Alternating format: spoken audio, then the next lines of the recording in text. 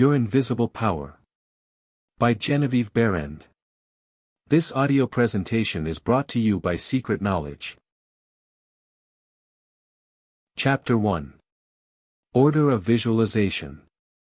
The exercise of the visualizing faculty keeps your mind in order, and attracts to you the things you need to make life more enjoyable in an orderly way. If you train yourself in the practice of deliberately picturing your desire and carefully examining your picture, you will soon find that your thoughts and desires proceed in a more orderly procession than ever before. Having reached a state of ordered mentality, you are no longer in a constant state of mental hurry. Hurry is fear, and consequently destructive. In other words, when your understanding grasps the power to visualize your heart's desire and hold it with your will, it attracts to you all things requisite to the fulfillment of that picture by the harmonious vibrations of the law of attraction. You realize that since order is heaven's first law, and visualization places things in their natural order, then it must be a heavenly thing to visualize. Everyone visualizes, whether he knows it or not. Visualizing is the great secret of success. The conscious use of this great power attracts to you multiplied resources, intensifies your wisdom, and enables you to make use of advantages which you formerly failed to recognize. A lady once came to me for help in selling a piece of property. After I explained to her just how to make a mental picture of the sale, going through the details mentally, exactly as she would do if the property were sold, she came a week later and told me how one day she was walking along the street, when the thought suddenly occurred to her to go and see a certain real estate dealer, to whom she had not yet been. She hesitated for a moment when she first got the idea, as it seemed to her that that man could not sell her property. However, upon the strength of what I had told her, she followed the lead. And went to the real estate man, who sold the property for her in just 3 days after she had first approached him. This was simply following along with the natural law of demand and supply. We now fly through the air, not because anyone has been able to change the laws of nature, but because the inventor of the flying machine learned how to apply nature's laws and, by making orderly use of them, produced the desired result. So far as the natural forces are concerned, nothing has changed since the beginning. There were no airplanes in the year 1, because those of that generation could not conceive the idea as a practical, working possibility. It has not yet been done, was the argument, and it cannot be done, yet the laws and materials for practical flying machines existed then as now. Troward tells us that the great lesson he learned from the airplane and wireless telegraphy is the triumph of principle over precedent, the working out of an idea to its logical conclusion in spite of accumulated contrary testimony of all past experience. With such an example before you, you must realize that there are still greater secrets to be disclosed. Also, that you hold the key within yourself, with which to unlock the secret chamber that contains your heart's desire. All that is necessary in order that you may use this key and make your life exactly what you wish it to be, is a careful inquiry into the unseen causes which stand back of every external and visible condition. Then bring these unseen causes into harmony with your conception, and you will find that you can make practical working realities of possibilities which at present seem but fantastic dreams. A woman came to me in New York City, asking for help, as she was out of work. I spoke the word of ever-present supply for her and intensified it by mentally seeing the woman in the position she dreamed of, but which she had been unable to make a practical reality. That same afternoon she telephoned and said she could hardly believe her senses, as she had just taken exactly the kind of a position she wanted. The employer told her she had been wanting a woman like her for months. We all knew that the balloon was the forefather of the airplane. In 1766 Henry Cavendish, an English nobleman, proved that hydrogen gas was 7 times lighter than air. From that discovery the balloon came into existence, and from the ordinary balloon the dirigible, a cigar-shaped airship, was evolved. Study of aeronautics and laws of the aerial locomotion of birds and projectiles led to the belief that mechanism could be evolved by which heavier-than-air machines could be made to travel from place to place and remain in the air by the maintenance of great speed, which would overcome by propulsive force the ordinary law of gravitation. Professor Langley of Washington, who developed much of the theory which others afterward improved upon, was subjected to much derision when he sent a model airplane up, only to have it bury its nose in the muddy waters of the Potomac. But the Wright brothers, who experimented later, realized the possibility of traveling through the air in a machine that had no gas bag. They saw themselves enjoying this mode of transportation with great facility. It is said that one of the brothers would tell the other, when their varied experiences did not turn out as they expected, "It's all right, brother, I can see myself riding in that machine, and it travels easily and steadily." Those Wright brothers knew what they wanted and kept their pictures constantly before them. Now transportation through the air is developing rapidly, and we all feel sure it will in the near future become as ordinary a method of travel as the automobile. In visualizing, or making a mental picture, you are not endeavoring to change the laws of nature. You are fulfilling them. Your object in visualizing is to bring things into regular order, both mentally and physically. When you realize that this method of employing the creative power brings your desires, one after another, into practical, material accomplishment, your confidence in the mysterious but unfailing law of attraction, which has its central power station in the very heart of your word picture, becomes supreme. Nothing can shake it.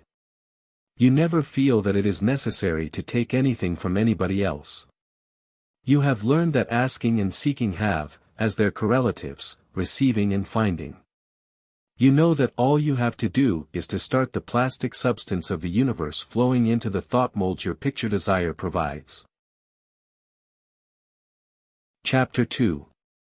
How to attract to yourself the things you desire.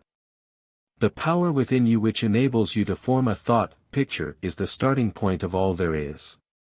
In its original state it is the undifferentiated formless substance of life. Your thought picture makes the model, so to say, into which this formless substance takes shape. Visualizing, or mentally seeing things and conditions as you wish them to be, is the condensing, the specializing power in you which might be illustrated by comparison with the lens of a magic lantern, which is one of the best symbols of the imaging faculty.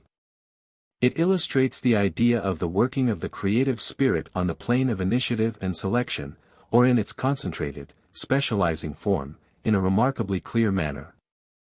The picture slide illustrates your own mental picture, invisible in the lantern of your mind until you turn on the light of your will. That is to say, you light up your desire with absolute faith that the creative spirit of life, in you, is doing the work. By the steady flow of the light of the will on the spirit, your desired picture is projected upon the screen of the physical world, an exact reproduction of the pictured slide in your mind. A woman came to me for help to cause her husband to return to her. She said she was very unhappy and lonely without him and longed to be reunited. I told her she could not lose love and protection, because both belonged to her. She asked what she should do to get her husband back again. I told her to follow the great power of intuition and think of her husband as perfectly free, and the embodiment of all that a husband should be. She went away quite happy, but returned in a few days to tell me that her husband desired a divorce in order to marry again. She was quite agitated and had evidently relaxed her will in following the instructions given at the former interview. Again I told her to hold constantly in her mind that the loving protection of the spirit of life would guide her in perfect happiness. A month later she came again and said that her husband had married the other woman. This time she had completely lost her mental grip. I repeated the words for her as before, and she regained her poise. 2 months later she came back to me, full of joy. Her husband had come to her, begging her forgiveness, and telling her what a terrible mistake he had made, as he could not be happy without her. They are now living happily together, and she, at least, learned the necessity of holding her pictured desire steadily in place by the use of her will. Visualizing without a will sufficiently steady to inhibit every thought and feeling contrary to your pictured thought would be as useless as a magic lantern without the light. On the other hand, if your will is sufficiently developed to bold your picture in thought and feeling, without any ifs, simply realizing that your thought is the great attracting power, then your mental picture is as certain to be projected upon your physical world as a picture slide put into a magic lantern shows on the screen. Try projecting the picture in a magic lantern with a light that is constantly shifting from one side to the other, and you will produce the effect of an uncertain will. It is as necessary that you should always have back of your picture a strong, steady will, as it is to have a strong steady light back of a picture slide. The joyous assurance with which you make your picture is the very powerful magnet of faith, and nothing can obliterate it. You are happier than you ever were, because you have learned to know where your source of supply is, and you rely upon its never-failing response to the direction you give it. All said and done, happiness is the one thing which every human being wants, and the study of visualization enables you to get more out of life than you ever enjoyed before. Increasing possibilities keep opening out, more and more, before you. A businessman once told me that since practicing visualization, and forming the habit of devoting a few minutes each day to thinking about his work as he desired it to be, in a large, broad way, his orders had more than doubled in 6 months. His method was to go into a room every morning before breakfast and take a mental inventory of his business as he had left it the evening before, and then enlarge upon it. He said he expanded and expanded in this way, until his affairs were in a remarkably successful condition. He would see himself in his office doing everything he wanted done. His occupation required him to meet many strangers every day. In his mental picture he saw himself meeting these people, understanding their needs, and supplying them in just the way they wished. This habit, he said, had strengthened and steadied his will in an almost inconceivable manner. Furthermore, by thus mentally seeing things as he wished them to be, he had acquired the confident feeling that a certain creative power was exercising itself, for him and through him, for the purpose of improving his little world. When you first begin to visualize seriously, you may feel, as many others do, that someone else may be forming the same picture you are, and that, naturally, would not suit your purpose. Do not give yourself any concern about this. Simply try to realize that your picture is an orderly exercise of the universal creative power specifically applied. Then you may be sure that no one can work in opposition to you. The universal law of harmony prevents that. Endeavor to bear in mind that your mental picture is universal mind specifically exercising its inherent powers of initiative and selection. God, or universal mind, made man for the special purpose of differentiating himself through him. Everything there is, came into existence in this same way, by this self-same law of self-differentiation, and for the same purpose. First came the idea, the mental picture, or the prototype of the thing, which is the thing itself in its incipiency. The great architect of the universe contemplated himself as manifesting through his polar opposite, matter, and the idea expanded and projected itself until we have not only a world, but many worlds. Many people ask, but why should we have a physical world at all? The answer is, because it is the nature of originating substance to solidify, under directivity rather than activity, just as it is the nature of wax to harden when it becomes cold, or plaster of Paris to become firm and solid when exposed to the air. Your picture is this same divine substance in its original state, taking form through the individualized center of divine operation, in your mind, and there is no power to prevent this combination of spiritual substance from becoming physical form. It is the nature of spirit to complete its work, and an idea is not complete until it has made for itself a vehicle. Nothing can prevent your picture from coming into concrete form except the same power which gave it birth, yourself. Suppose you wish to have a more orderly room. You look about your room, and the idea of order suggests boxes, closets, shelves, hooks, and so forth. The box, the closet and the hooks, are all concrete ideas of order, because they are the vehicles through which order and harmony suggest themselves. Chapter 3. Relation between mental and physical form. Some persons feel that it is not quite proper to visualize for things. It's too material, they say. Why, material form is necessary for the self-recognition of spirit from the individual standpoint, and this is the means through which the creative process is carried forward. Therefore, far from matter being an illusion in something which ought not to be, matter is the necessary channel for the self-differentiation of spirit. However, it is not my desire to lead you into lengthy and tiresome scientific reasoning, in order to remove the mystery from visualization and to put it upon a logical foundation. Naturally, each individual will do this in his own way. My only wish is to point out to you the easiest way I know, which is the road on which Troward guides me.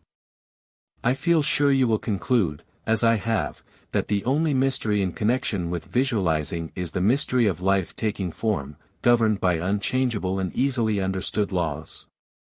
We all possess more power and greater possibilities than we realize, and visualizing is one of the greatest of these powers. It brings other possibilities to our observation. When we pause to think for a moment, we realize that for a cosmos to exist at all, it must be the outcome of a cosmic mind, which binds all individual minds to a certain generic unity of action, thereby producing all things as realities and nothing as illusions.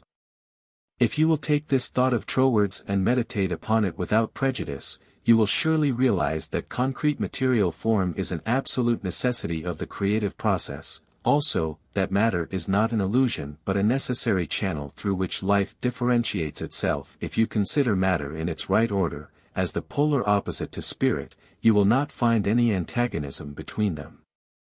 On the contrary, together they constitute one harmonious whole.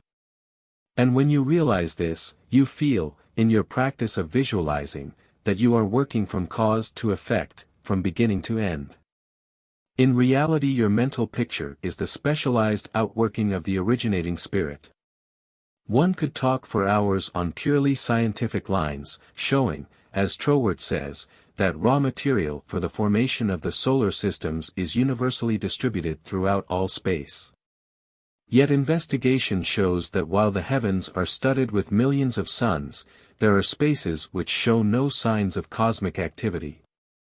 This being true, there must be something which started cosmic activity in certain places, while passing over others in which the raw material was equally available. At first thought, one might attribute development of cosmic energy to the etheric particles themselves. Upon investigation, however, we find that this is mathematically impossible in a medium which is equally distributed throughout space, for all its particles are in equilibrium. Therefore, no one particle possesses in itself a greater power of originating motion than the other. Thus we find that the initial movement, though working in and through the particles of primary substance, is not the particles themselves. It is this something we mean when we speak of spirit. This same power that brought universal substance into existence will bring your individual thought or mental picture into physical form. There is no difference in the power. The only difference is a difference of degree. The power and the substance themselves are the same. Only in working out your mental picture, it has transferred its creative energy from the universal to the particular, and is working in the same unfailing manner from its specific center, your mind. Chapter 4. Operation of your mental picture. The operation of a large telephone system may be used as a simile. The main, or head central subdivides itself into many branch centrals, every branch being in direct connection with the main central, and each individual branch recognizing the source of its existence, reports all things to its central head. Therefore, when assistance of any nature is required, new supplies, difficult repairs to be done, or what not, the branch in need goes at once to its central head. It would not think of referring its difficulties, or its successes, to the main central of a telegraph system, though they might belong to the same organization. These different branch centrals know that the only remedy for any difficulty must come from the central out of which they were projected and to which they are always attached. If we, as individual branches of the universal mind, would refer our difficulties in the same confident manner to the source from which we were projected, and used the remedies which it has provided, we would realize what Jesus meant when he said, "Ask and ye shall receive," our every requirement would be met. Surely the Father must supply the child. The trunk of the tree cannot fail to provide for its branches. A man came to me in great distress, saying he was about to lose his home in the south. In his own words, it was mortgaged to the hilt, and his creditors were going to foreclose. It was the house in which he had been born and had grown to young manhood, and the thought of losing it filled his heart and mind with sorrow, not only from a money standpoint, but from the standpoint of sentimental association. I explained to him that the power that brought him into existence did so for the purpose of expressing its limitless supply through him, that there was no power on earth which could cut him off from his source except his own consciousness, and that in reality he would not be cut off then. I explained to him that he had it, but was unable to recognize that it was there, and said to him, "Infinite substance is manifesting in you right now." The next week, on Sunday, just before leaving my dressing room in the Selwyn Theatre to give my afternoon message, I received the following note. "Dear Mrs. Behrend, I want you to know that I am the happiest man in the whole city of New York. My home in the South is saved. The money came in the most miraculous way, and I have telegraphed enough to pay off the mortgage. Please tell the people this afternoon about this wonderful power." You may be sure I did, explaining to them that everything animate or inanimate is called into existence or outstandingness by a power which itself does not stand out. The power which creates the mental picture, the originating spirit substance of your pictured desire, does not stand out. It projects the substance of itself, which is a solidified counterpart of itself, while it, the power, remains invisible to the physical eye. Those will appreciate the value of visualizing who are able to realize Paul's meaning when he said, "The worlds were formed by the word of God." Things which are seen are not made of things which do appear. There is nothing unusual or mysterious in the idea of your pictured desire coming into material evidence. It is the working of a universal, natural law. The world was projected by the self-contemplation of the universal mind, and this same action is taking place in its individualized branch which is the mind of man. Everything in the whole world, from the hat on your head to the boots on your feet, has its beginning in mind and comes into existence in exactly the same manner. All are projected thoughts, solidified.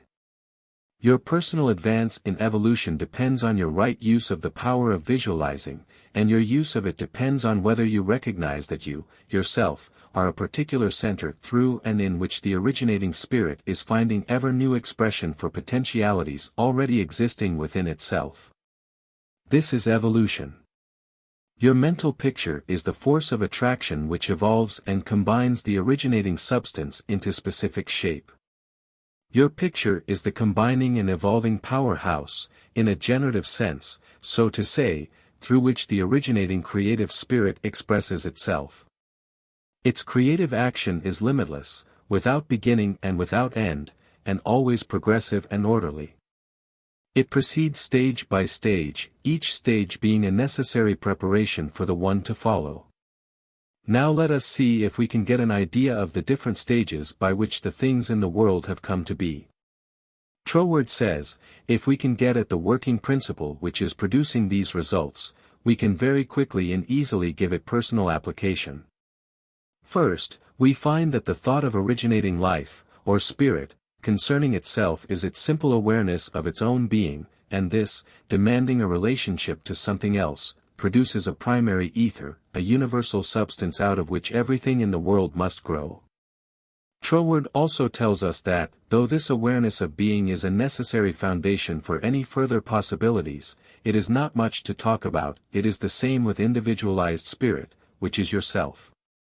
Before you can entertain the idea of making a mental picture of your desire as being at all practical, you must have some idea of your being, of your I am, and just as soon as you are conscious of your I am-ness, you begin to wish to enjoy the freedom which this consciousness suggests. You want to do more and be more, and as you fulfill this desire within yourself, localized spirit begins conscious activities in you. The thing you are more concerned with is the specific action of the creative spirit of life, universal mind specialized. The localized God germ in you is your personality, your individuality, and since the joy of absolute freedom is the inherent nature of this God germ, it is natural that it should endeavor to enjoy itself through its specific center.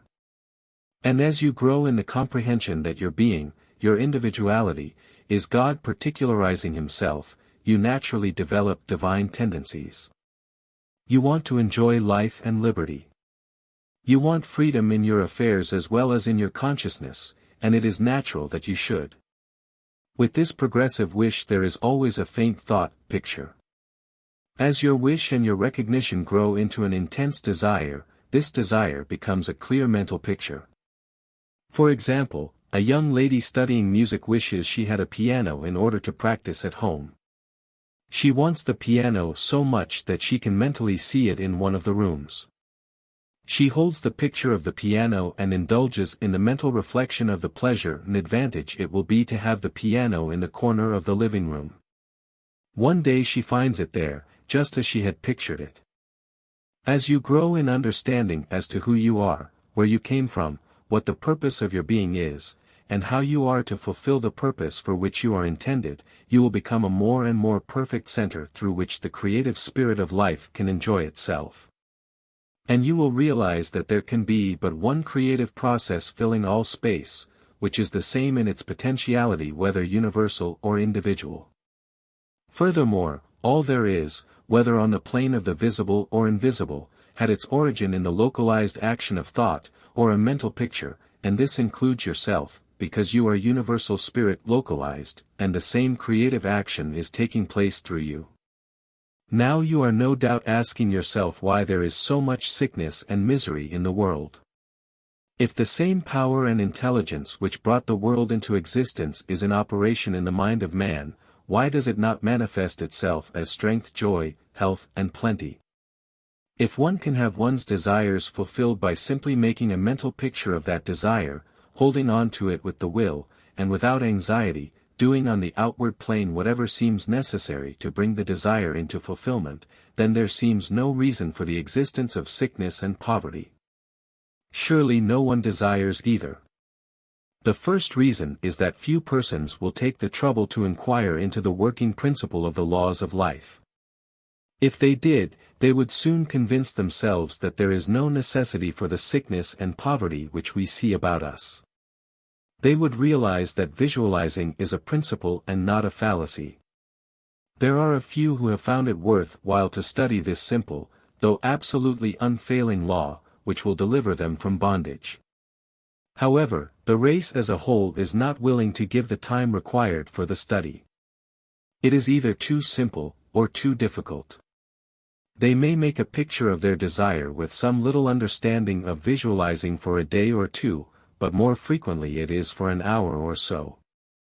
If you will insist upon mentally seeing yourself surrounded by things and conditions as you wish them to be, you will understand that the creative energy sends its substance in the direction indicated by the tendency of your thoughts. Herein lies the advantage of holding your thought in the form of a mental picture. A man in the hardware business in New Jersey came to me in great distress. He would have to go into bankruptcy unless something happened in a fortnight. He said he had never heard of visualizing. I explained to him how to make a mental picture of his business increasing, instead of a picture of losing it. In about a month's time he returned very happy and told me how he had succeeded. He said, "I have my debts all paid, and my shop is full of new supplies." His business was then on a solid basis. It was beautiful to see his faith. The more enthusiasm and faith you are able to put into your picture, the more quickly it will come into visible form, and your enthusiasm is increased by keeping your desire secret. The moment you speak it to any living soul, that moment your power is weakened. Your power, your magnet of attraction is not that strong, and consequently cannot reach so far. The more perfectly a secret between your mind and your outer self is guarded, the more vitality you give your power of attraction.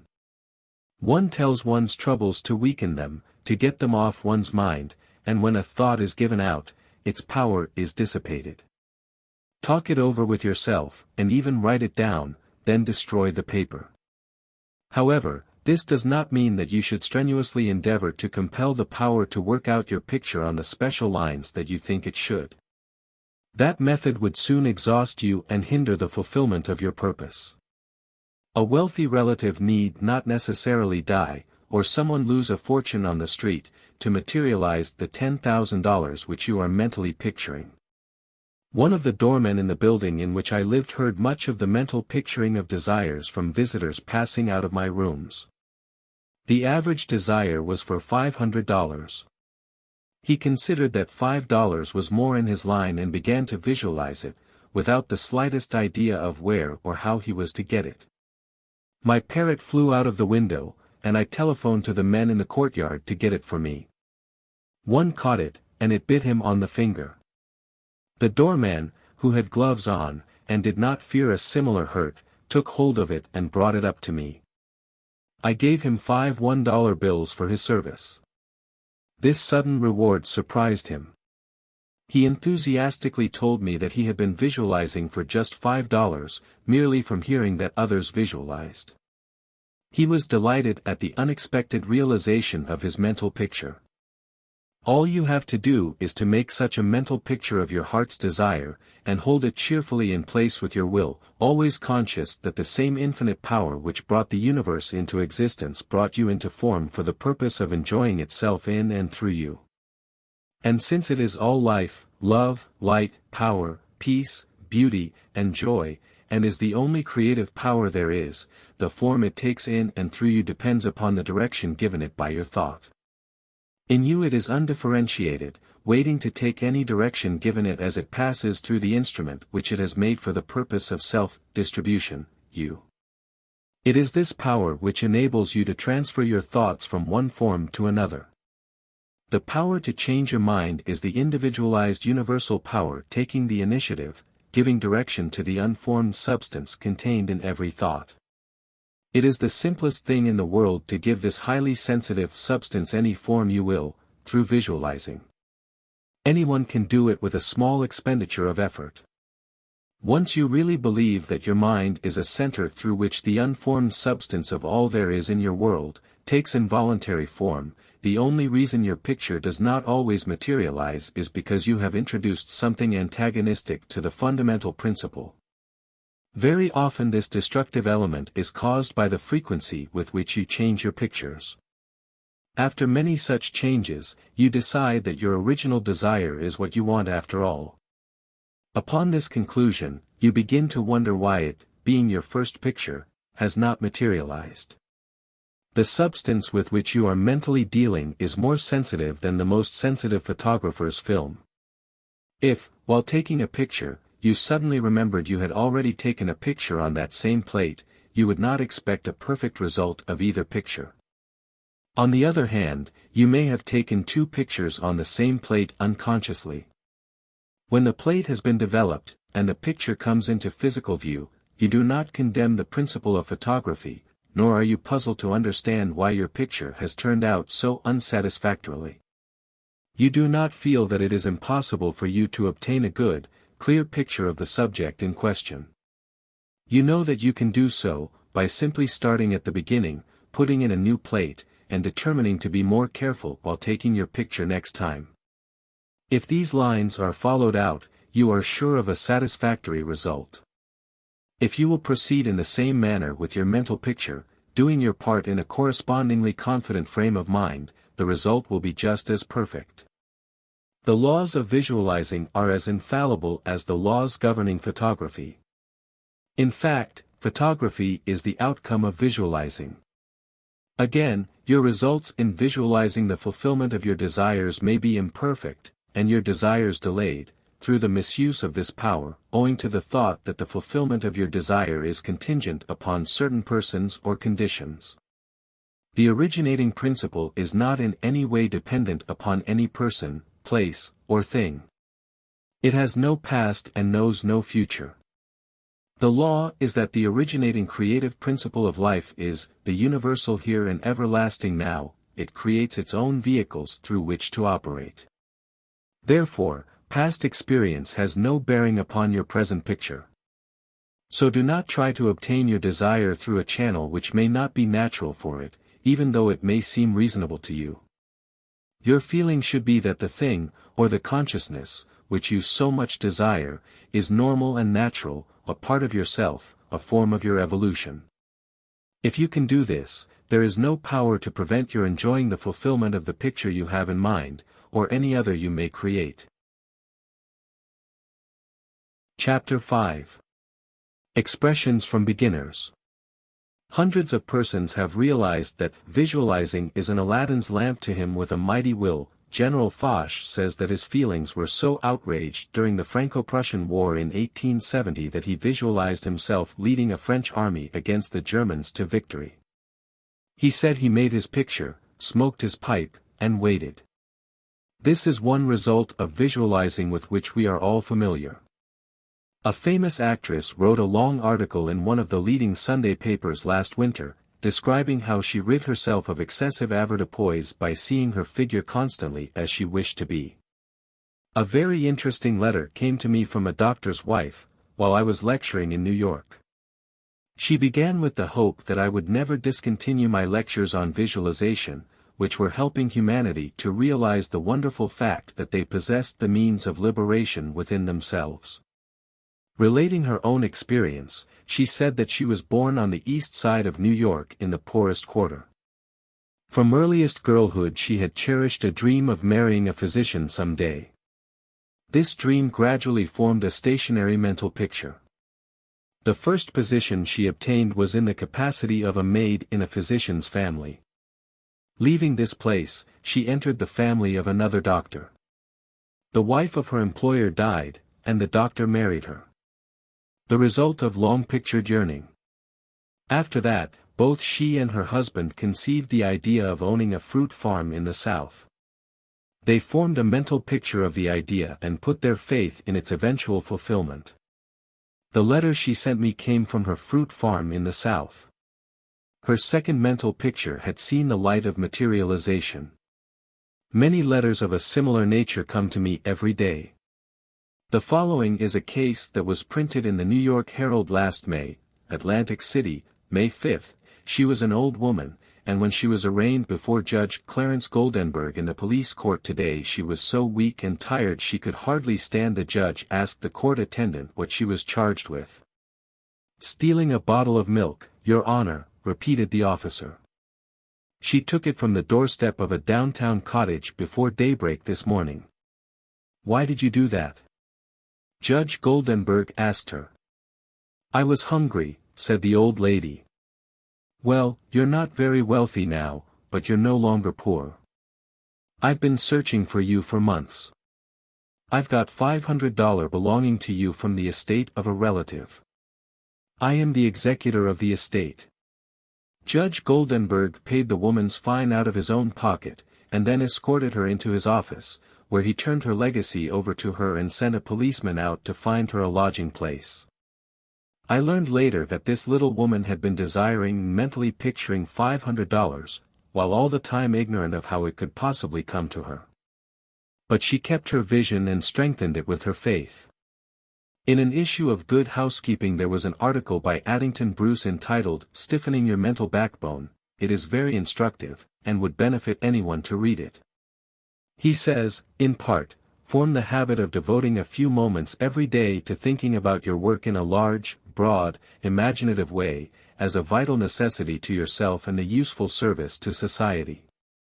James J. Hill, the great railway magnate, before he started building his road from coast to coast, said that he took hundreds of trips all along the line before there was a rail laid. It is said that he would sit for hours with a map of the United States before him and mentally travel from coast to coast, just as we do now over his fulfilled mental picture. It would be possible to call your attention to hundreds of similar cases. The method of picturing to yourself what you desire is both simple and enjoyable, if you once understand the principle back of it well enough to believe it. Over and above everything else, be sure of what it is you really want. Then specialize your desire along the lines given in the following chapter. Chapter 6. Suggestions for making your mental picture. Perhaps you want to feel that you've lived to some purpose. You want to be contented and happy. You feel that good health and a successful business would give you contentment. After you have decided once and for all that this is what you want, you proceed to picture yourself healthy, and your business just as great a success as you can naturally conceive it growing into.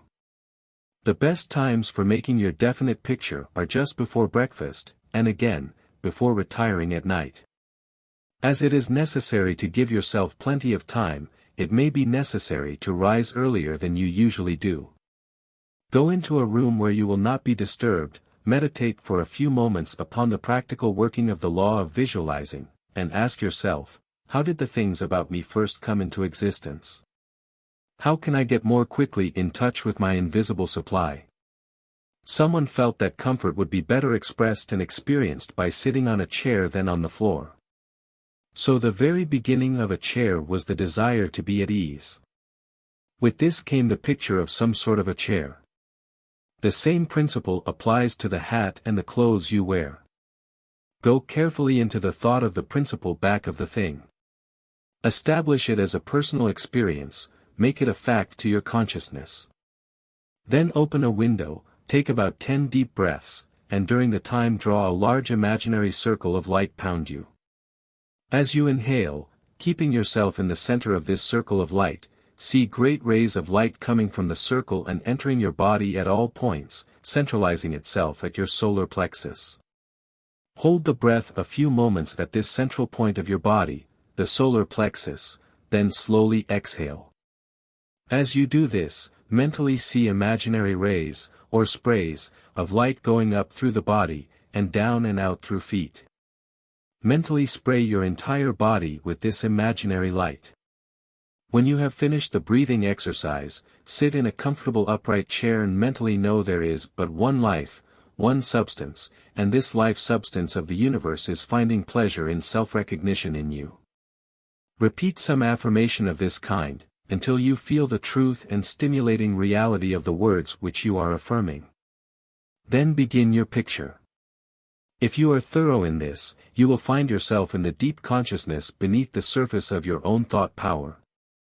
Whether your desire is for a state of consciousness, or a possession, large or small, begin at the beginning. If you want a house, begin by seeing yourself in the kind of house you desire. Go all through it, taking careful note of the rooms, where the windows are situated, and such other details as help you to feel the reality of your picture. You might change some of the furniture about and look into some of the mirrors just to see how healthy, wealthy, and happy you look. Go over your picture again and again, until you feel the reality of it, then write it all down just as you have seen it, with the feeling that the best there is mine. There is no limit to me, because my mind is a center of divine operation, and your picture is as certain to come true, in your physical world, as the sun is to shine. Chapter 7. Things to remember. In using your thought power for the production of new conditions. 1. Be sure to know exactly what conditions you wish to produce. Then weigh carefully what further results the accomplishment of your desire will lead to.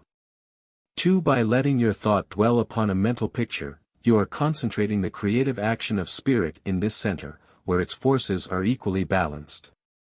3. Visualizing brings your objective mind into a state of equilibrium, which enables you to consciously direct the flow of spirit to a definitely recognized purpose, and to carefully guard your thoughts from including a flow in the opposite direction.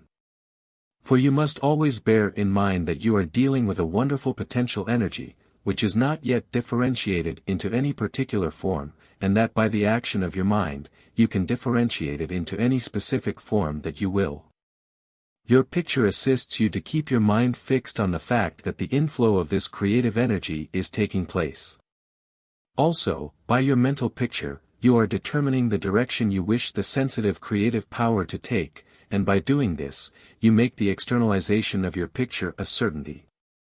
5. Remember when you are visualizing properly that there is no strenuous effort to hold your thought forms in place. Strenuous effort defeats your purpose, and suggests the consciousness of an adverse force to be fought against, and this creates conditions adverse to your picture. 6. By holding your picture in a cheerful frame of mind, you shut out all thoughts that would disperse or dissipate the spiritual nucleus of your picture. Because the law is creative in its action, your picture desire is certain of accomplishment. 7. The seventh and great thing to remember in visualizing is that you are making a mental picture for the purpose of determining the quality you are giving to the previously undifferentiated substance and energy, rather than to arrange the specific circumstances for its manifestation. That is the work of creative power itself. It will build its own forms of expression quite naturally, if you will allow it, and save you a great deal of needless anxiety. What you really want is expansion in a certain direction, whether of health, wealth or what not, and so long as you get it, as you surely will, if you confidently hold to your picture, what does it matter whether it reaches by some channel which you thought you could count upon, or through some other of whose existence you had no idea? You are concentrating energy of a particular kind for a particular purpose. Keep this in mind and let specific details take care of themselves, and never mention what you are doing to anyone. Remember always, that nature, from her clearly visible surface to her most arcane depths, is one vast storehouse of light and good entirely devoted to your individual use. Your conscious oneness with the great whole is the secret of success, and when once you have fathomed this, you can enjoy your possession of the whole, or a part of it, at will, because by your recognition you have made it, and can increasingly make it, yours. Never forget that every physical thing, whether for you or against you, was a sustained thought before it was a thing. Thought, as thought, is neither good nor bad, it is creative action and always takes physical form. Therefore, the thoughts you dwell upon become the things you possess or do not possess. A man came to me telling me how he longed to marry a certain young woman, but felt he could not afford to as his salary was small, and work uncertain. I spoke the word of ever-present certain, unlimited supply and explained that love knows no failure. It is yours to enjoy. See yourself in the kind of a home you both want. Do your part, keep on loving the girl, and believe absolutely in that which lives and loves in you. A few months later they both came to my study looking radiantly happy.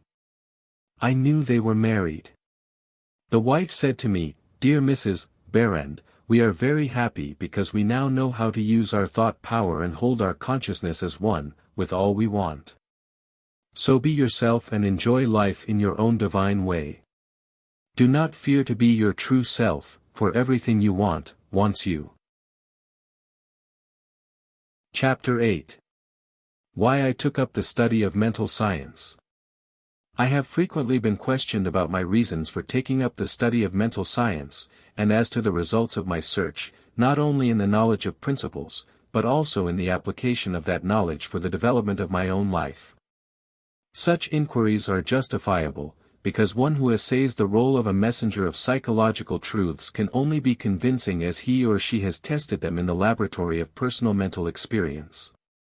This is particularly true in my case, as the only personal pupil of Judge Troward, the great master in mental science, whose teaching is based upon the relation borne by the individual mind toward the universal creative mind, which is the giver of life, and the manner in which that relation may be invoked to secure expansion and fuller expression in the individual life. My initial impulse toward the study of mental science was an overwhelming sense of loneliness. In every life there must come some such experience of spiritual isolation as pervaded my life at that period. Notwithstanding the fact that each day found me in the midst of friends, surrounded by mirth and gaiety, there was a persistent feeling that I was alone in the world.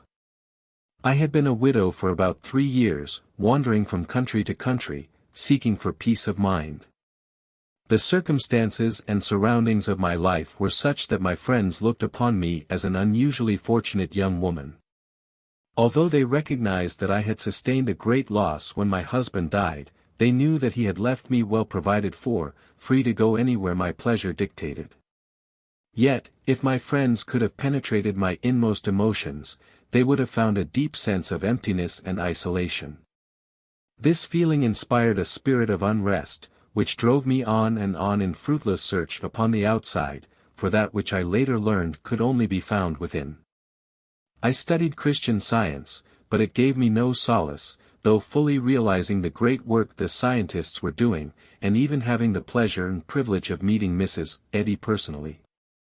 But it was impossible for me to accept the fundamental teachings of Christian Science and make practical application of it. When about to abandon the search for contentment and resign myself to resume a life of apparent amusement, a friend invited me to visit the great seer and teacher, Abdu'l-Baha. After my interview with this most wonderful of men, my search for contentment began to take a change. He had told me that I would travel the world over seeking the truth, and when I had found it, would speak it out. The fulfillment of the statement of this great seer then seemed to be impossible. But it carried a measure of encouragement, and at least indicated that my former seeking had been in the wrong direction. I began in a feeble groping way to find contentment within myself, for had he not intimated that I should find the truth? That was the big thing, and about the only thing I remember of our interview. A few days later, upon visiting the office of a New Thought practitioner, my attention was attracted to a book on his table entitled The Edinburgh Lectures on Mental Science, by T. Troward. It interested me to see that Troward was a retired divisional judge from the Punjab, India. I purchased the book, thinking I would read it through that evening.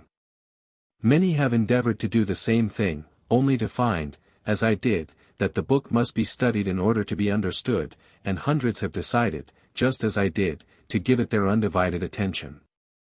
After finding this treasure book, I went to the country for a few days, and while there, studied the volume as thoroughly as I could. It seemed extremely difficult, and I decided to purchase another book of Troward's, in the hope that its study might not require so much of an effort. Upon inquiry I was told that a subsequent volume, The Door Lectures, was much the simpler and better of the two books. When I procured it, I found that it must also be studied. It took me weeks and months to get even a vague conception of the meaning of the first chapter of Door, which is entitled Entering into the Spirit of It. I mean by this that it took me months to enter into the spirit of what I was reading.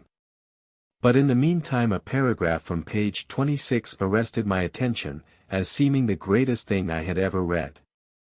I memorized it and endeavored with all my soul to enter into the spirit of Troward's words. The paragraph reads: My mind is a center of divine operation. The divine operation is always for expansion and fuller expression, and this means the production of something beyond what has gone before, something entirely new, not included in the past experience, though proceeding out of it by an orderly sequence or growth. Therefore, since the divine cannot change its inherent nature, it must operate in the same manner with me. Consequently, in my own special world, of which I am the center, it will move forward to produce new conditions, always in advance of any that have gone before.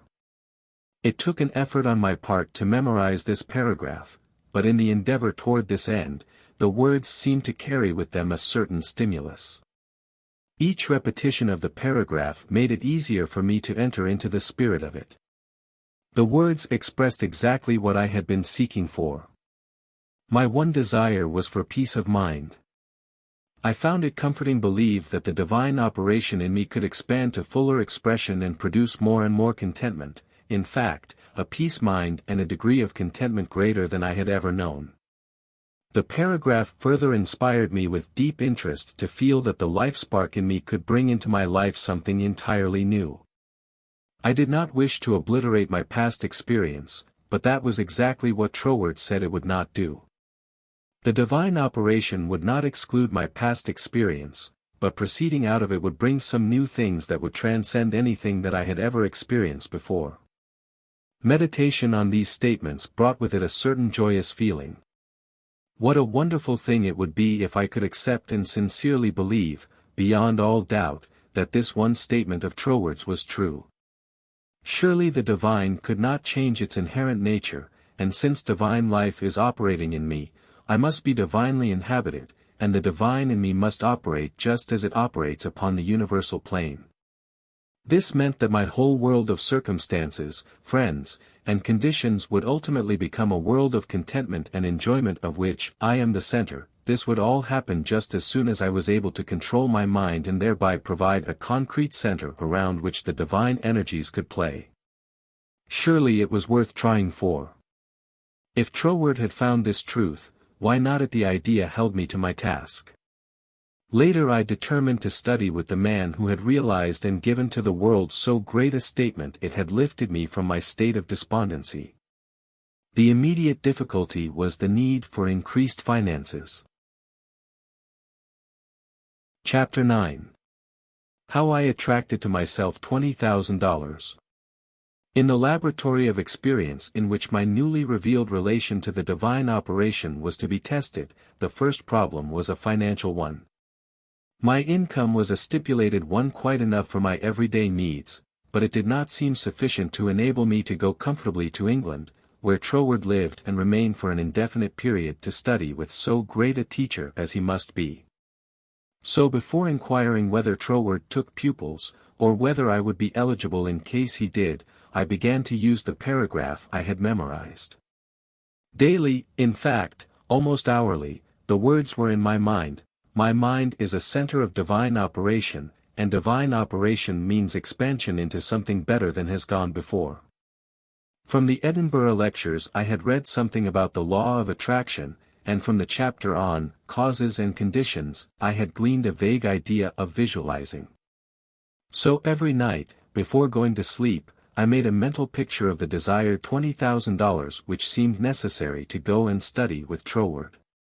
20 imaginary $1,000 bills were counted over each night in my bedroom, and then, with the idea of more emphatically impressing my mind with the fact that this $20,000 was for the purpose of going to England and studying with Troward, I wrote out my picture, saw myself buying my steamer ticket, walking up and down the ship's deck from New York to London, and finally, saw myself accepted as Troward's pupil.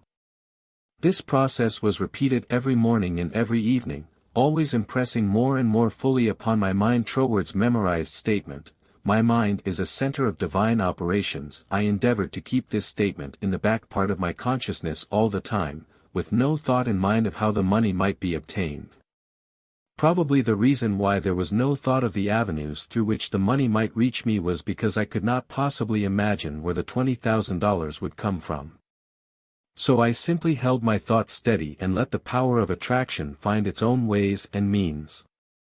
One day while walking on the street, taking deep breathing exercises, the thought came. My mind is surely a center of divine operation. If God fills all space, then God must be in my mind also. If I want this money to study with Troward that I may know the truth of life, then both the money and the truth must be mine, though I am unable to feel or see the physical manifestations of either. Still, I declared, it must be mine. While these reflections were going on in my mind, there seemed to come up from within me the thought, I am all the substance there is. Then, from another channel in my brain the answer seemed to come, of course, that's it, everything must have its beginning in mind. The idea must contain within itself the only one and primary substance there is, and this means money as well as everything else. My mind accepted this idea, and immediately all the tension of mind and body was relaxed. There was a feeling of absolute certainty of being in touch with all the power life has to give. All thought of money, teacher, or even my own personality, vanished in the great wave of joy which swept over my entire being. I walked on, with this feeling of joy steadily increasing and expanding until everything about me seemed aglow with resplendent light. Every person I passed appeared illuminated as I was. All consciousness of personality had disappeared, and in its place there came that great and almost overwhelming sense of joy and contentment. That night when I made my picture of the $20,000 it was with an entirely changed aspect. On previous occasions, when making my mental picture, I had felt that I was waking up something within myself. This time there was no sensation of effort. I simply counted over the $20,000. Then, in a most unexpected manner, from a source of which I had no consciousness at the time, there seemed to open a possible avenue through which the money might reach me. At first it took great effort not to be excited. It all seemed so wonderful, so glorious, to be in touch with supply. But had not Troward cautioned his readers to keep all excitement out of their minds in the first flush of realization of union with infinite supply, and to treat this fact as a perfectly natural result which had been reached through our demand? This was even more difficult for me than it was to hold the thought that all the substance there is, idea, am the beginning of all form, visible or invisible.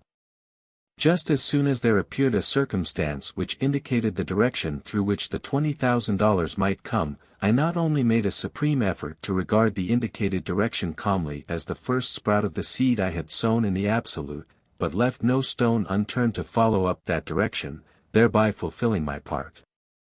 By so doing, one circumstance seemed naturally to lead to another, until, step by step, my desired $20,000 was secured. To keep my mind poised and free from excitement was my greatest effort. This first concrete fruition of my study of mental science as expounded by Troward's book had come by a careful following of the methods he had outlined. In this connection, therefore, I can offer to the reader no better gift than to quote Troward's book, The Edinburgh Lectures, from which may be derived a complete idea of the line of action I was endeavoring to follow. In the chapter on causes and conditions he says, "To get good results we must properly understand our relation to the great impersonal power we are using. It is intelligent, and we are intelligent, and the two intelligences must cooperate. We must not fly in the face of the law expecting it to do for us what it can only do through us, and we must therefore use our intelligence with the knowledge that it is acting as the instrument of a greater intelligence, and because we have this knowledge we may and should cease from all anxiety as to the final result. In actual practice we must first form the ideal conception of our object with the definite intention of impressing it upon the universal mind. It is this thought that takes such thought out of the region of mere casual fancies and then affirm that our knowledge of the law is sufficient reason for a calm expectation of a corresponding result, and that therefore all necessary conditions will come to us in due order. We can then turn to the affairs of our daily life with the calm assurance that the initial conditions are either there already or will soon come into view. If we do not at once see them, let us rest content with the knowledge that the spiritual prototype is already in existence and wait till some circumstance pointing in the desired direction begins to shop itself. It may be a very small circumstance, but it is the direction and not the magnitude which is to be taken into consideration.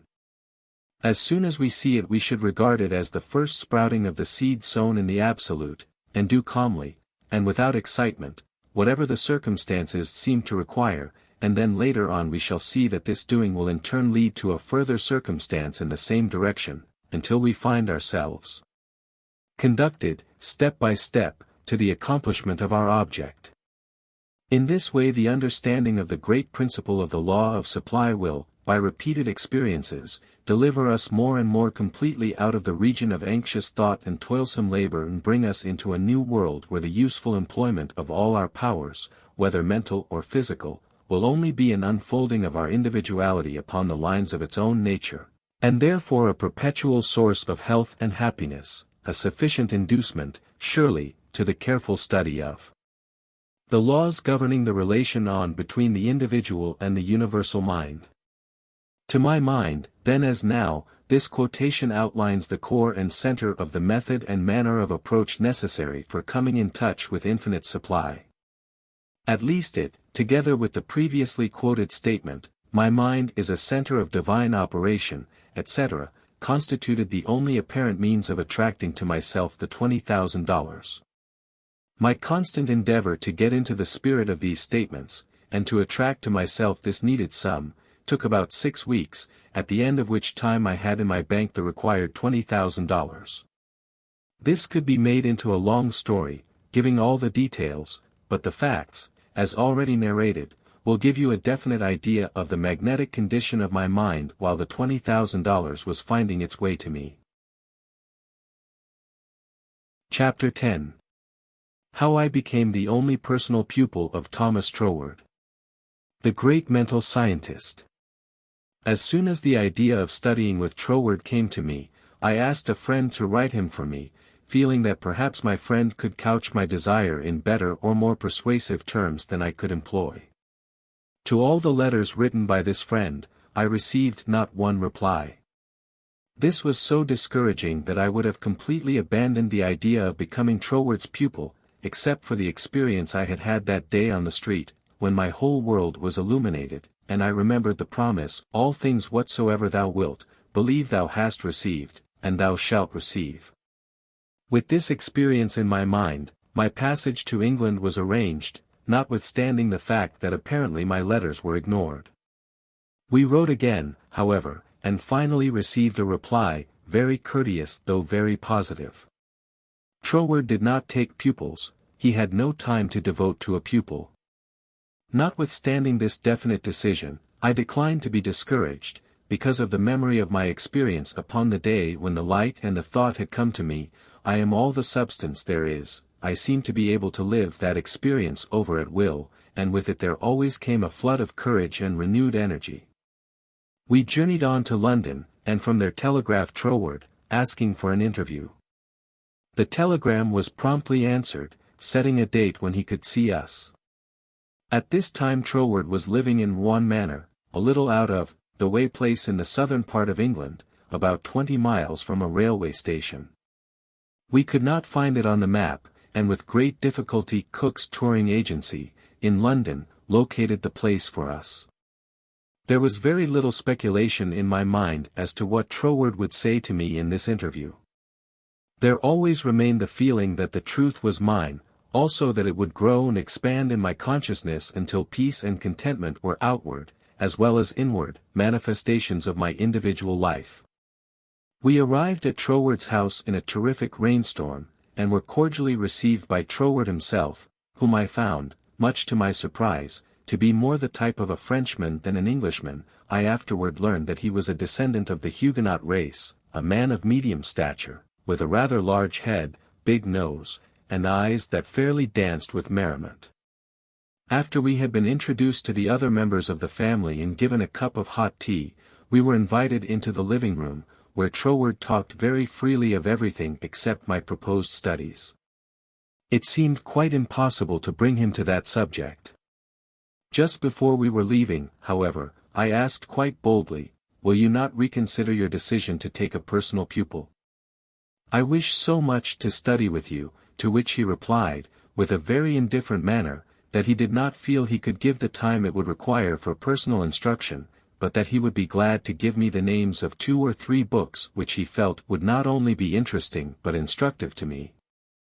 He said he felt much flattered and pleased that I had come all the way from America to study with him, and as we walked out through the lane from his house to our automobile, his manner became less indifferent, a feeling of sympathy seemed to touch his heart, and he turned to me with the remark, "You might write to me, if so inclined, after you get to Paris, and perhaps, if I have time in the autumn, we could arrange something, though it does not seem possible now." I lost no time in following up his very kind invitation to write. My letters were all promptly and courteously answered, but there was never a word of encouragement as to my proposed studies.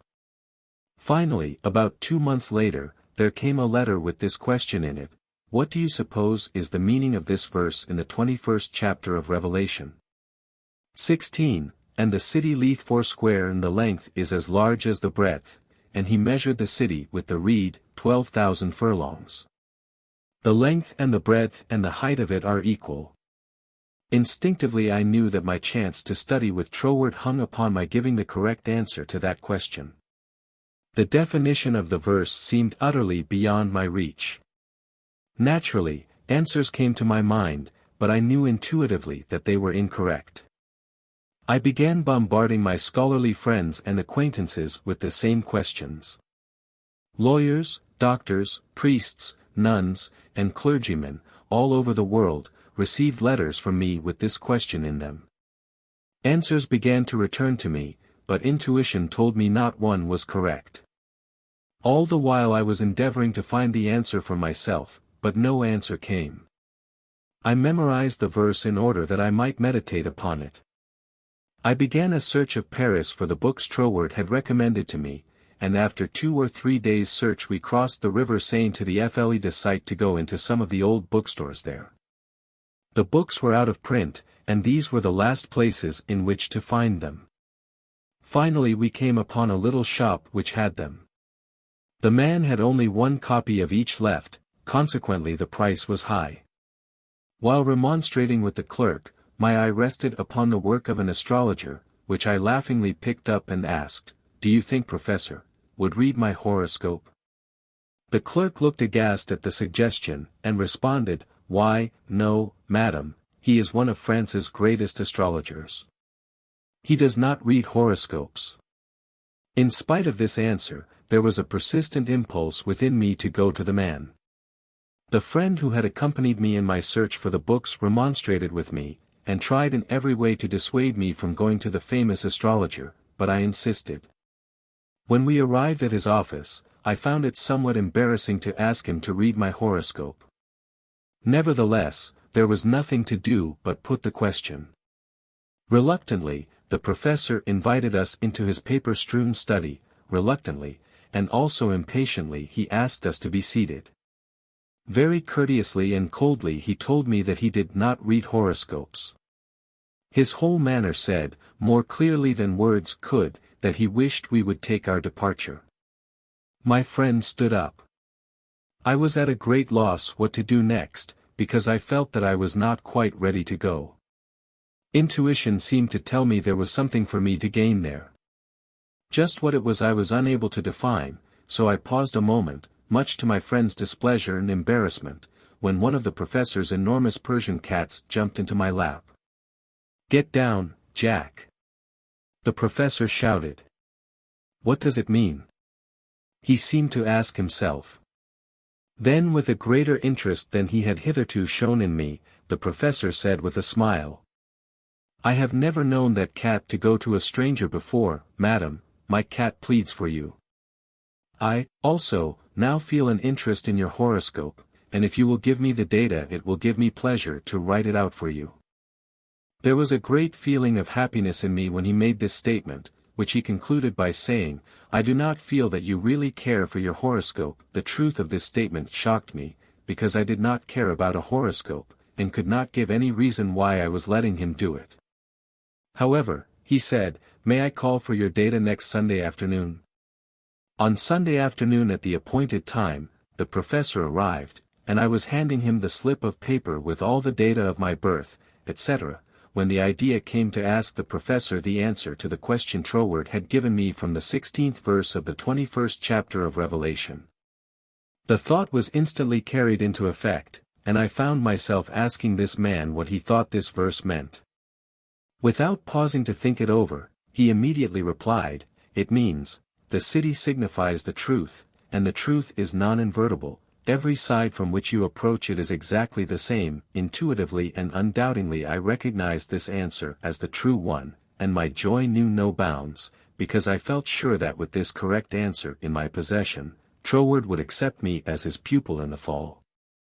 As the great astrologer was leaving, I explained to him all about my desire to study with Troward, how I had come from New York City for that express purpose, seemingly to no avail, until the answer to this test question had been given to me by him. He was greatly interested and asked many questions about Troward, and when asked if he would please send me his bill, he smilingly replied, "Let me know if the great Troward accepts you as his pupil," and bade me good afternoon. I hastened to my room to send a telegram to Troward, giving my answer to the question from the 16th verse of the 21st chapter of Revelation. There was an immediate response from Troward which said, "Your answer is correct. Am beginning a course of lectures on the Great Pyramid in London. If you wish to attend them, will be pleased to have you, and afterward, if you still wish to study with me, I think it can be arranged." On receipt of this reply preparations were at once made to leave Paris for London. I attended all the lectures, receiving much instruction from them, after which arrangements were made for my studying with Troward. 2 days before leaving for Cornwall, I received the following letter from Troward clearly indicating the line of study he gave me. 31 Stanwick Road. W. Kensington, England. Dear Mrs. Behrend, I think I had better write you a few lines with regard to your proposed studies with me, as I should be sorry for you to be under any misapprehension and so to suffer any disappointment. I have studied the subject now for several years, and have a general acquaintance with the leading features of most of the systems which, unfortunately, occupy attention in many circles at the present time, such as Theosophy, the Tarot, the Kabbalah, and the like, and I have no hesitation in saying that, to the best of my judgment, all sorts and descriptions of so-called occult study are in direct opposition to the real life-giving truth, and therefore, you must not expect any teaching on such lines as these. We hear a great deal these days about initiation, but, believe me, the more you try to become a so-called initiate, the further you will put yourself from living life.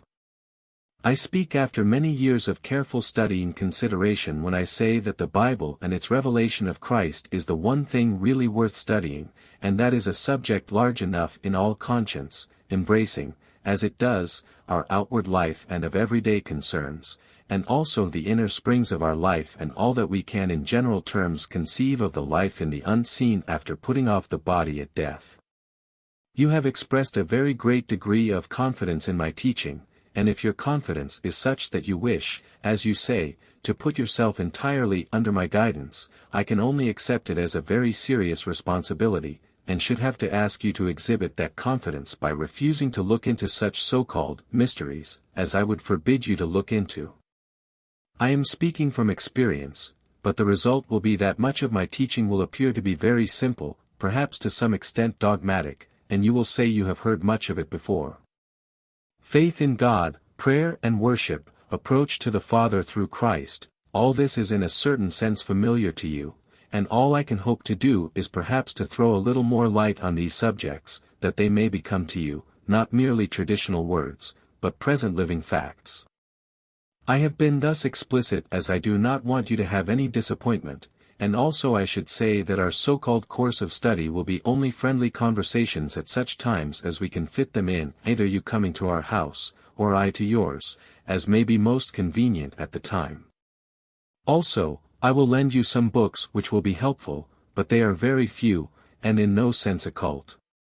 Now, if all this falls in with your ideas, we shall, I am sure, be very glad to see you at Rouen Manor, and you will find that the residents there, though few, are very friendly and the neighborhood very pretty.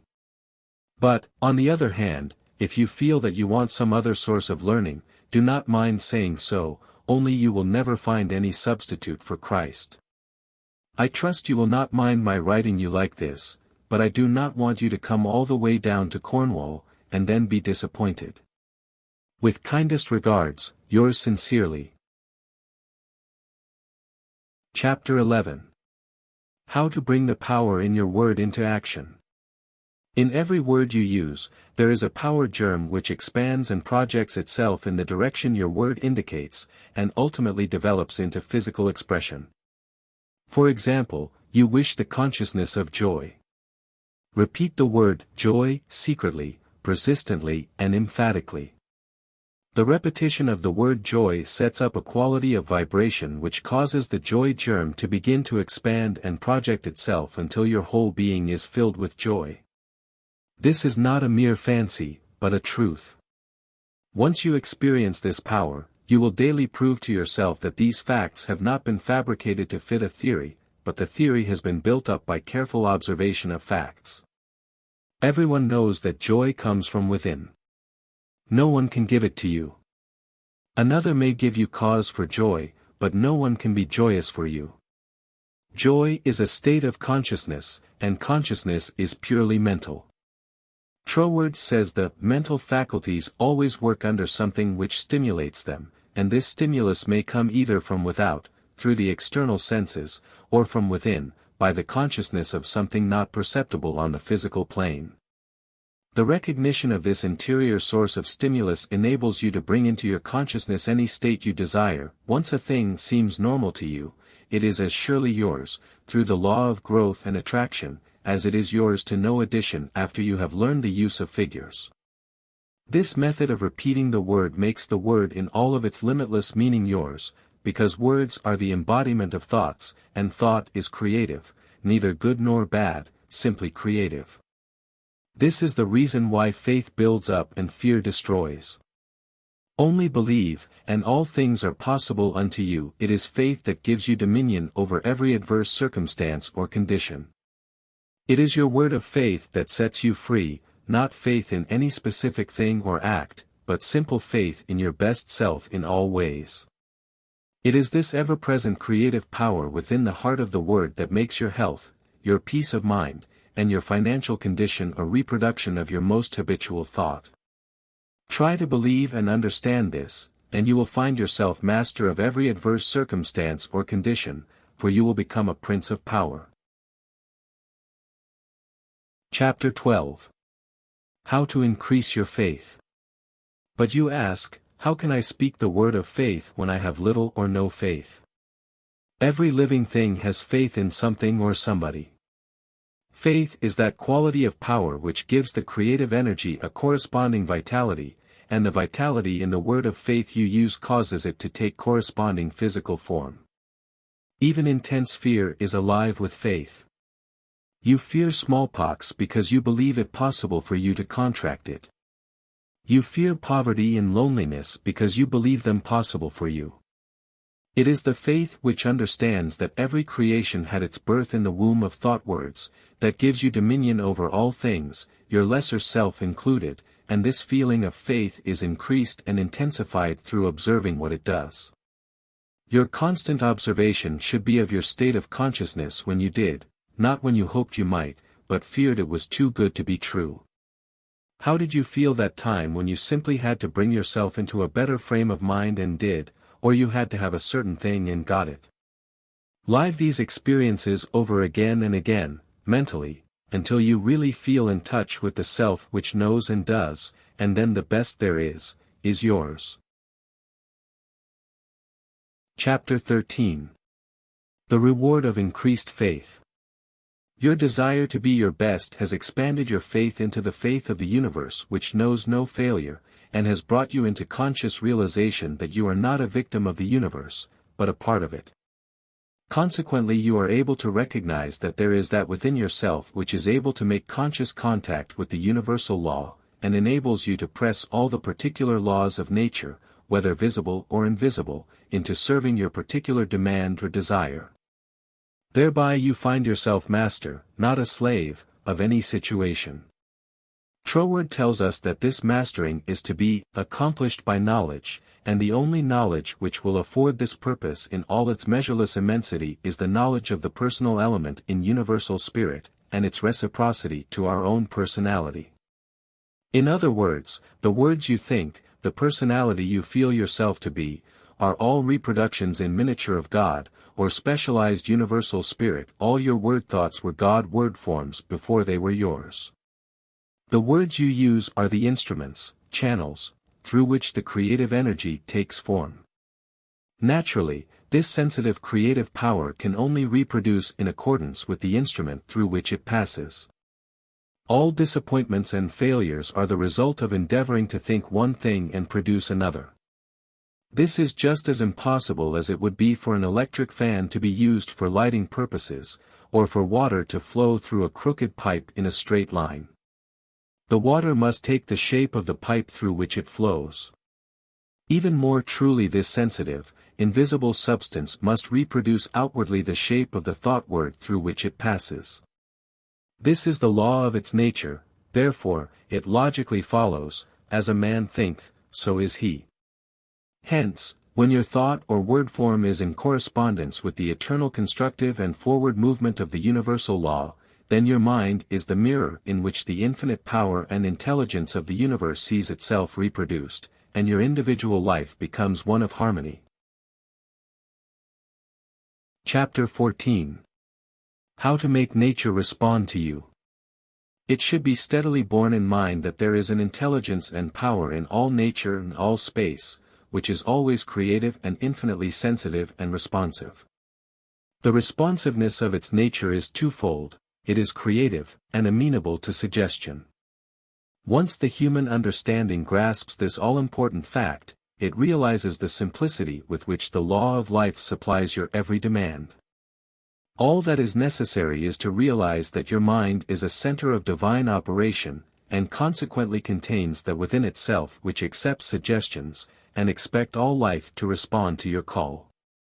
Then you will find suggestions which tend to the fulfillment of your desire coming to you, not only from your fellow men, but also from the flowers, the grass, the trees, and the rocks, which will enable you to fulfill your heart's desire, if you act upon them in confidence on this physical plane.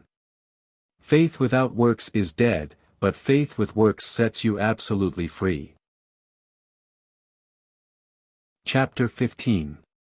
Faith with Works, What It Has Accomplished.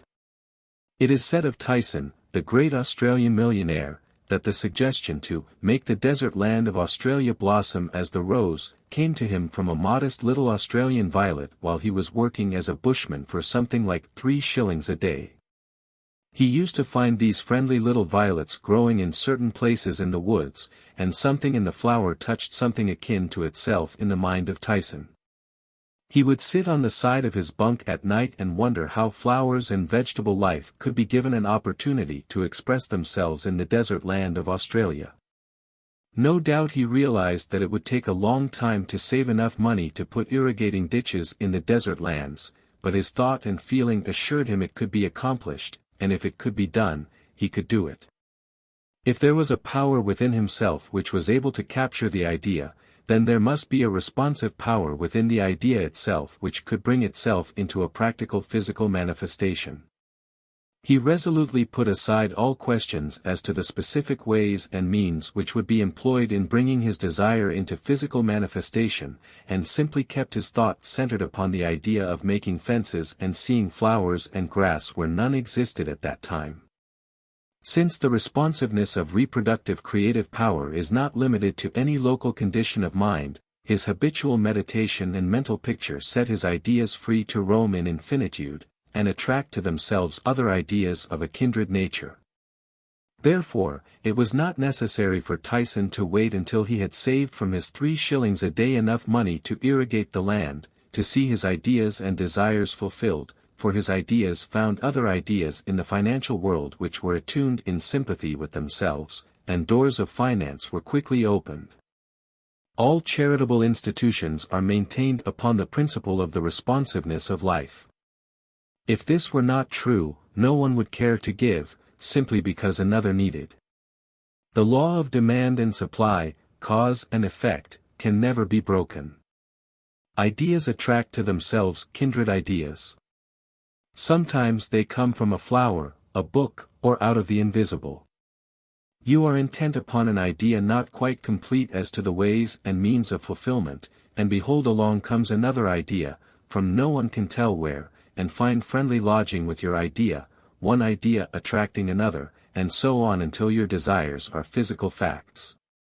You may feel the necessity for improvement in your finances, and wonder how this increase is to be brought about, when there seems suddenly to come from within the idea itself, the realization that everything, even money, had its birth in thought, and your thoughts turn their course.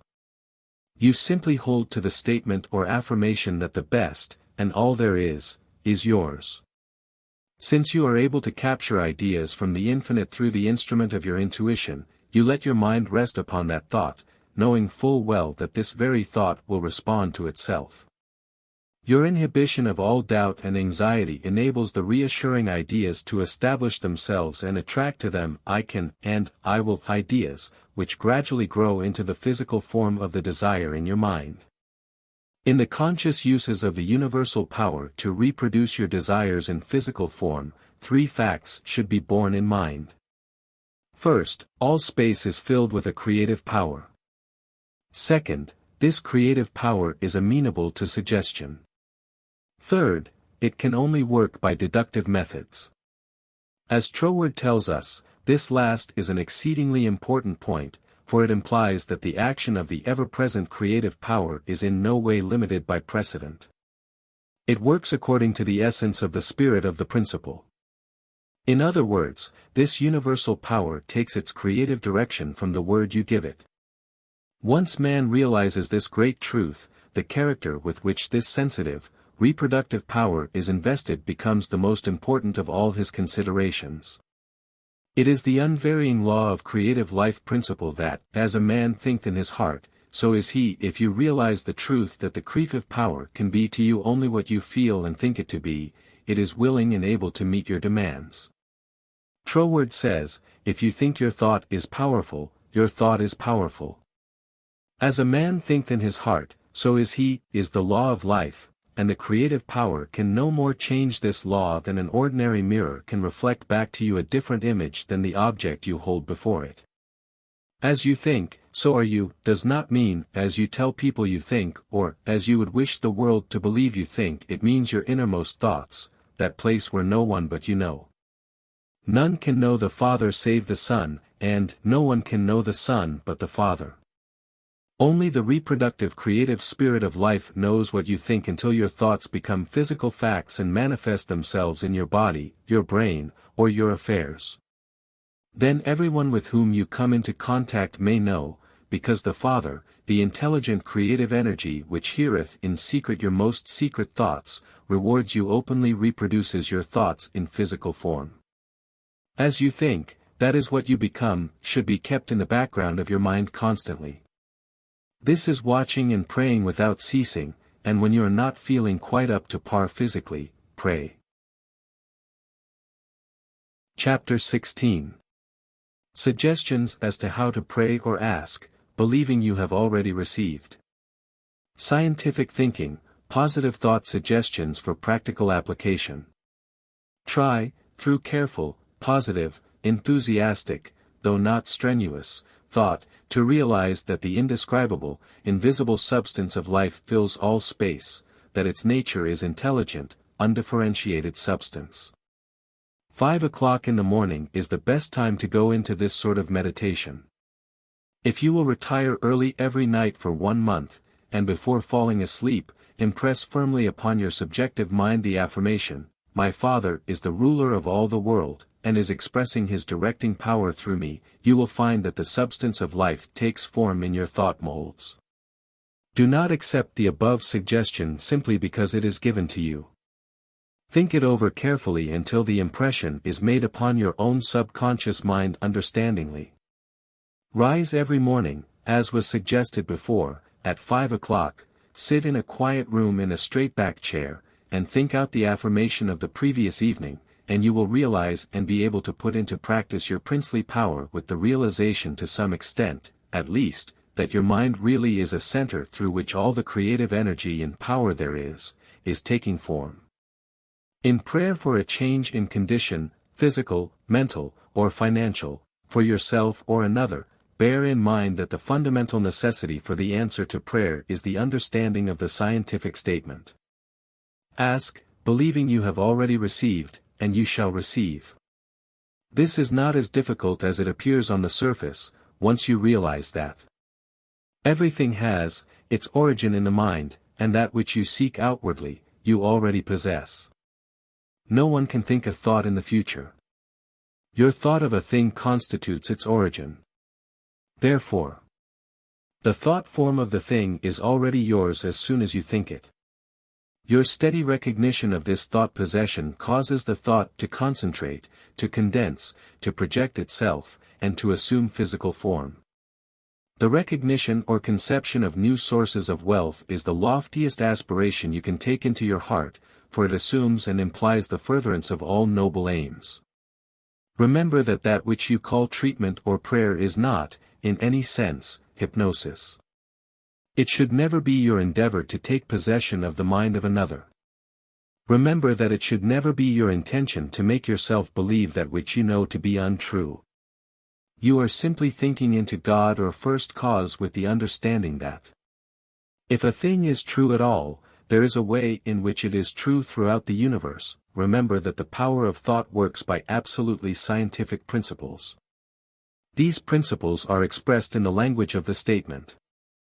As a man thinketh in his heart, so is he. This statement contains a world of wisdom, but man's steady recognition and careful application of the statement itself is required to bring it into practical use. Remember that the principles involved in being as we think in our heart are elucidated and revealed by the law, as you sow, so shall you reap.